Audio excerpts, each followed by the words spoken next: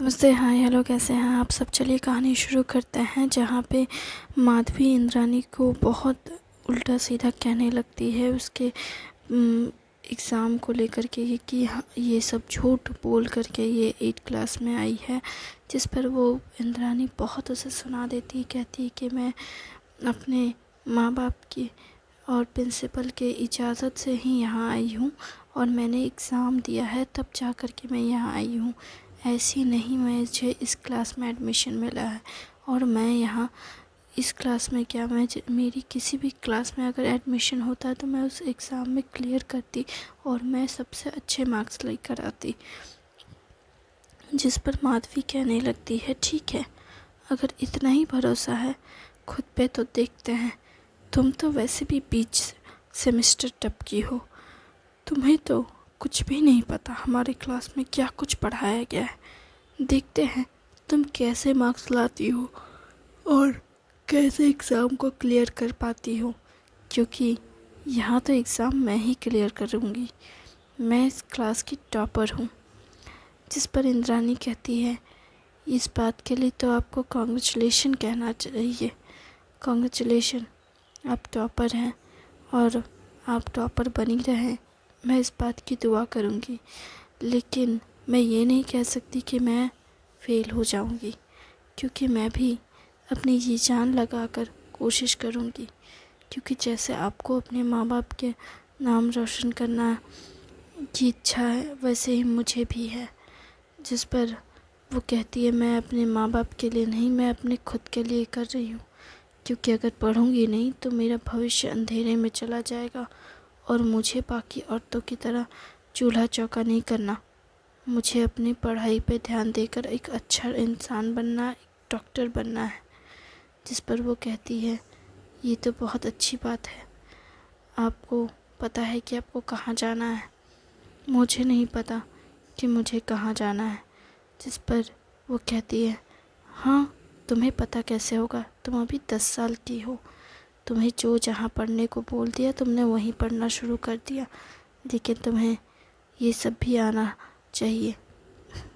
अगर तुम ऐसे ही सिर्फ किताबों में घुसी रहोगी तो तुम्हें कभी नहीं पता चलेगा कि दुनिया कैसे चलती है।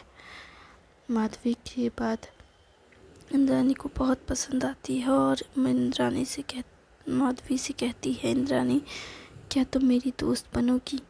जिस पर माधवी हैरान होती है और कहती है, तुम पागल हो क्या, मैंने तुमसे क्या कहा, तुम्हें समझ नहीं आया।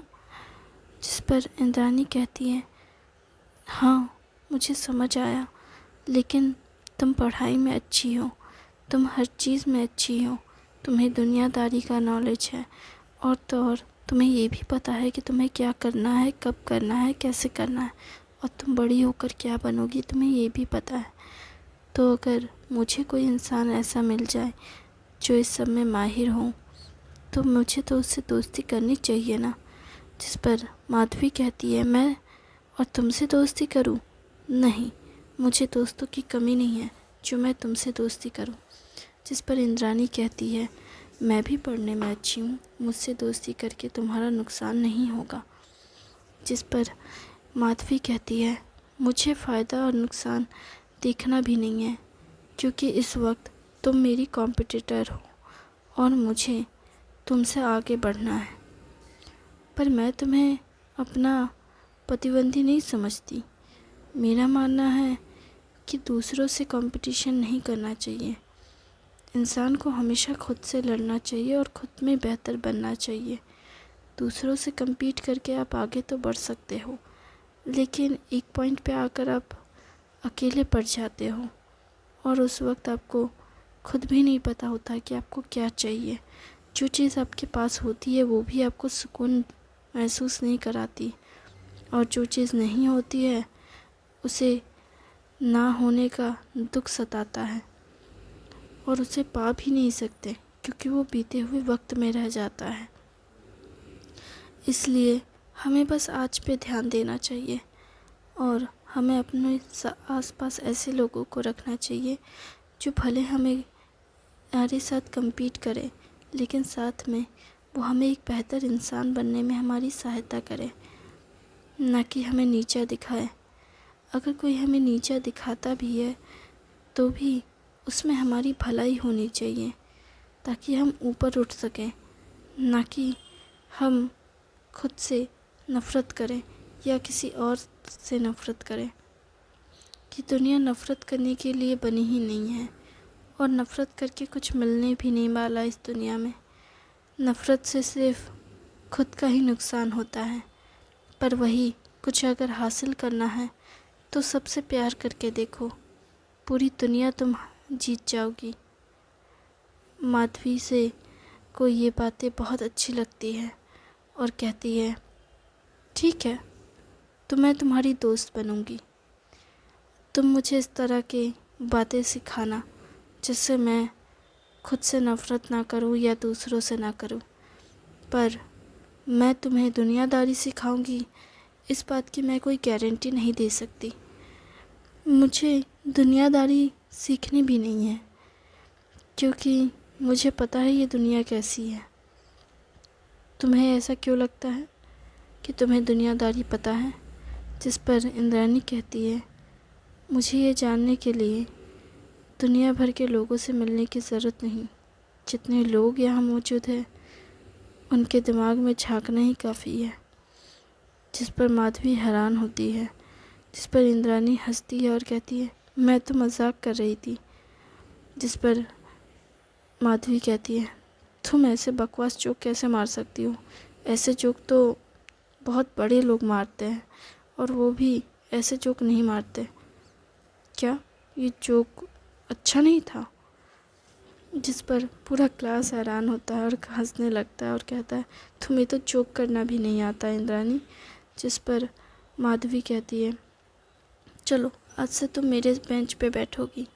माधवी और इंद्राणी दोनों फर्स्ट बेंच पे बैठती है और उसके पीछे बैठता है अलग से उसके सारे दोस्त बैठते हैं, जिस पे राघव सेकंड बेंच पे बैठता है।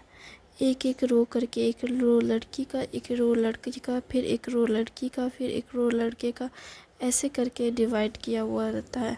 और सभी अच्छे से पढ़ाई करने लगते हैं। क्लास 2 क्लासेस होती है, उसके बाद फिर शाम हो जाती है तो 4 बजे फिर छुट्टी हो जाती है स्कूल की। फिर छुट्टी होने के बाद फिर इंद्राणी 8 क्लास से जब बाहर निकलती है तो उसका भाई हैरान हो जाता है। भाई उसका देखकर हैरान होता है ईशांत, कि वो 8 क्लास से कैसे निकल रही है। जिस पर वो इंद्राणी के पास जाता है और कहता है, तुम 8 क्लास में क्या कर रही हो?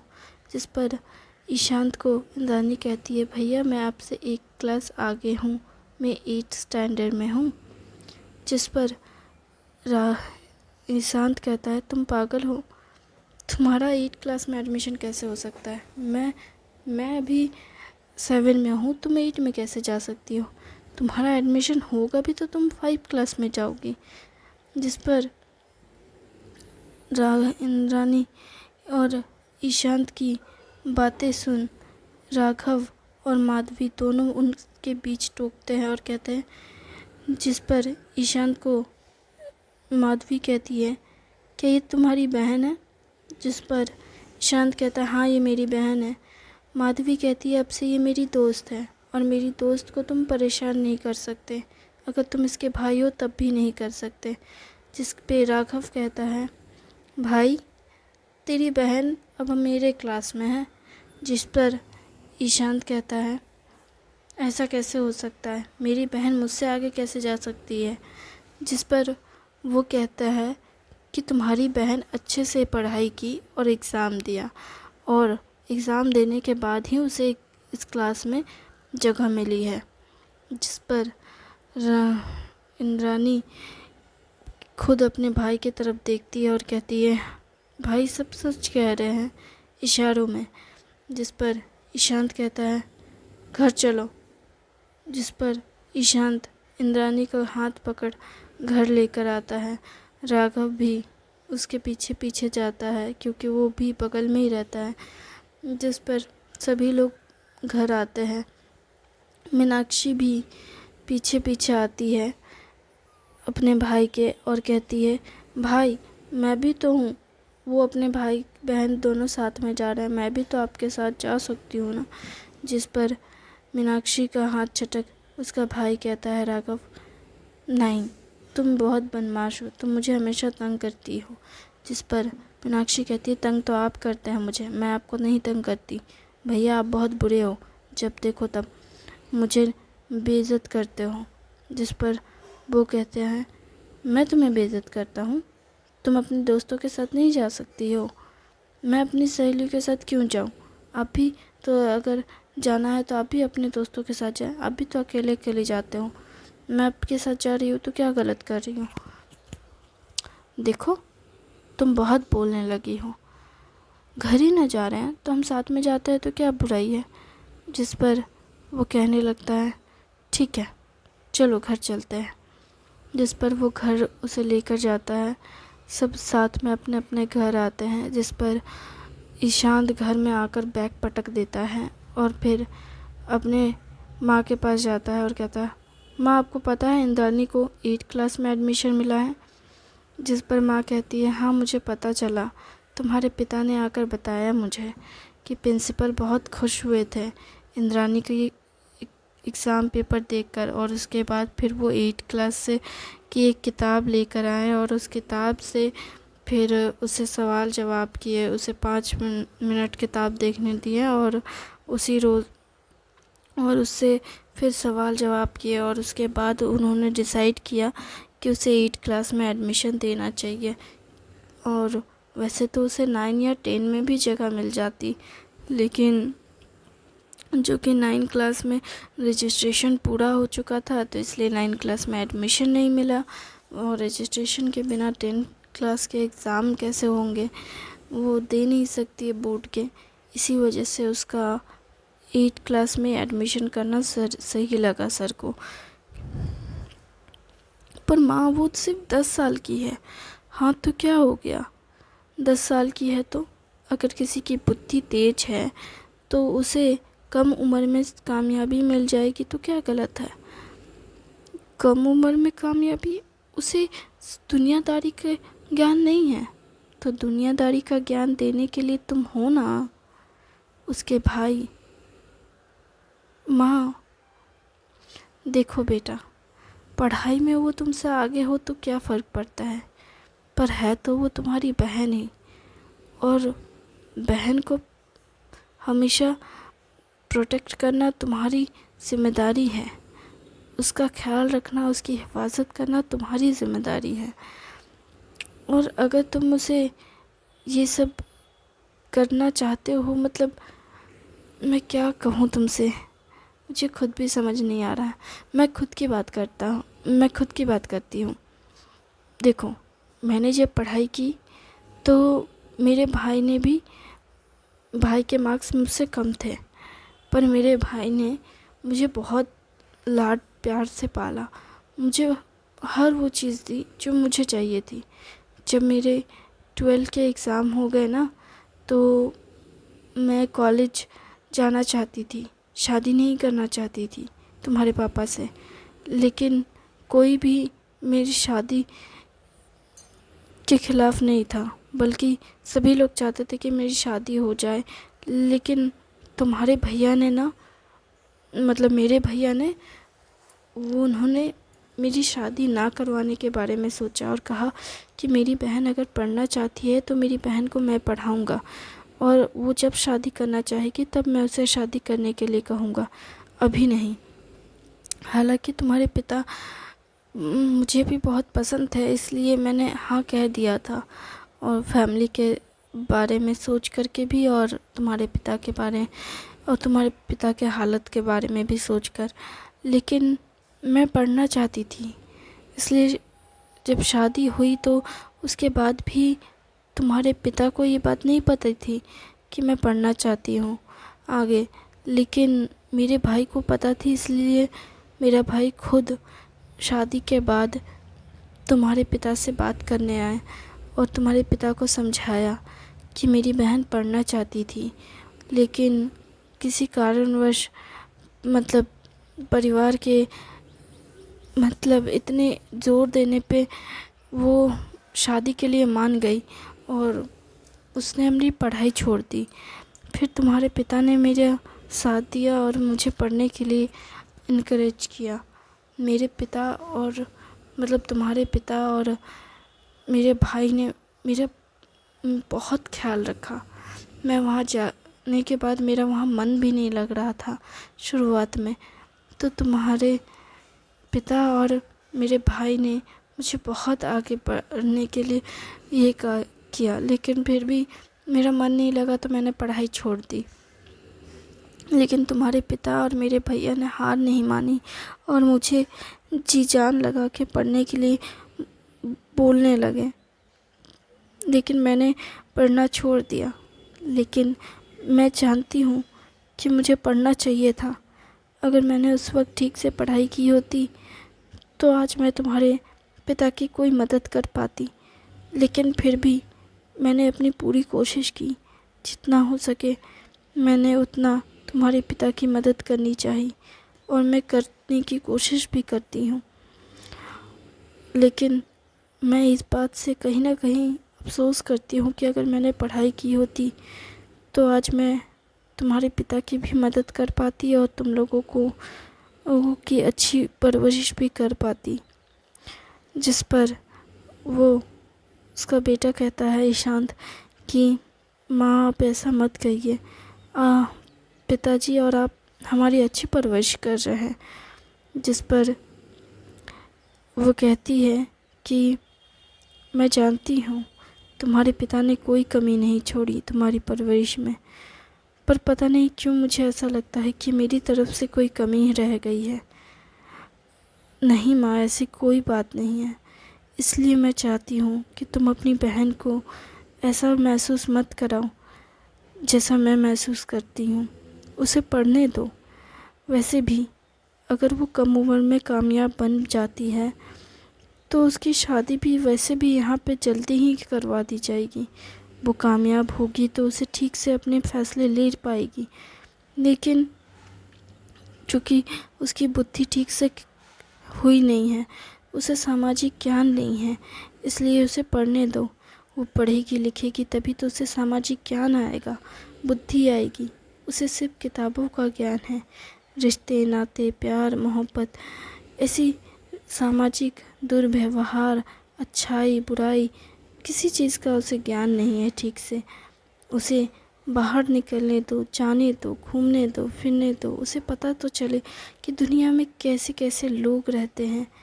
उसे सब कुछ समझने दो। इसलिए बेटा उसे रोको मत, उसे बढ़ावा दो और उसे जलन करना बंद कर दो। वो तुमसे एक ही क्लास आगे गई है, नहीं तुमसे बहुत आगे चली गई है। उसे इस तरह से कमज़ोर मत समझो या उसे कमज़ोर मत बनाओ, उसे हिम्मत दो, उसे आगे बढ़ने दो। अगर तुम उसे आगे बढ़ने के लिए इनकरेज करोगे तभी तो तुम एक बेहतर भाई बन पाओगे ना। वो भाई किस काम का जो अपनी बहन को आगे ही नहीं बढ़ने दे। भाई तो वो होता है जो अपनी बहन को आगे बढ़ने दे, उसे बेहतर राह पर चलना सिखाए, उसे बताए कि उसके लिए क्या सही है और क्या गलत है, उसे एक बेहतर इंसान बनाए, उसे दुनियादारी का ज्ञान सिखाए। भाई तो वही होता है जो अपनी बहन की इच्छा उसके कहने से पहले जाने। सिर्फ ये बात उसके परिवार में कोई समझे या ना समझे, एक भाई ही तो होता है जो अपने बहन के लिए उसका दोस्त होता है और उसे समझने वाला साथी होता है। वो तुमसे ही तो कहेगी कि भैया मुझे ये परेशानी हो रही है, भैया किसी ने मुझे तंग किया, भैया मुझे मुझे आगे पढ़ने जाना है, भैया मुझे यहाँ जाना है। हमसे पहले तो वो तुमसे कहेगी ना। अगर तुम मुझसे नहीं समझोगे तो कौन समझेगा। जिस पर ईशांत कहता है माँ मैं समझ गया। जिस पर वो फिर इंद्रानी के पास आता है और कहता है आई एम सॉरी। जिस पर इंद्रानी कहती है किस बात के लिए माफ़ी मांग रहे हैं। जिस पर ईशांत कहता है मैं गलत था, मुझे लगा कि तुम इस तरह से आई एम सॉरी, मुझे लगा तुम सॉरी बोल रहे हो लेकिन वजह भी नहीं बता रहे हो। मतलब इतना बुरा, इतनी बुरी हूँ क्या मैं नहीं, तुम इतनी बुरी नहीं हो, गलती मेरी है। थैंक यू वेरी मच इस कहानी को सुनने के लिए। उम्मीद है